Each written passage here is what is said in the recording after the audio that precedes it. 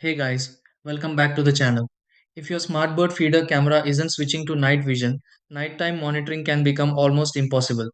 You may notice that the daytime picture looks perfectly clear, but once it gets dark, the screen becomes too dim, completely black, or the infrared LEDs never turn on.